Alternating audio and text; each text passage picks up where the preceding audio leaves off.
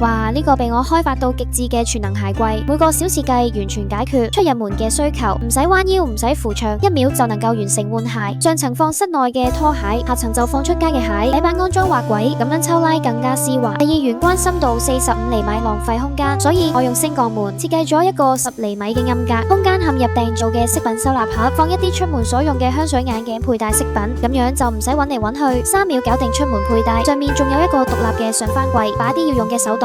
平時門一關，咁樣就完美隱藏起嚟啦。旁邊就係被我開發到極致嘅多功能側櫃，用軌道加滑軌改成嘅抽拉伸縮夾，放帽子同襪子，再用呢一種推進器放上紙巾，用一個補一個，用亞克力板做分隔，放出門需要嘅物品。底部做無底板，啱啱好放得入行李箱。整體嘅層板內收2厘米，櫃門上面裝一個鏡，出門前照一下。旁邊就係掛衣區，翻屋企嘅手袋同外套掛喺呢度，睇住簡簡單單。其實佢係一個吊櫃，櫃門打開之後藏咗一個旋轉鞋架，一面係常着嘅鞋，一面係不常着嘅鞋。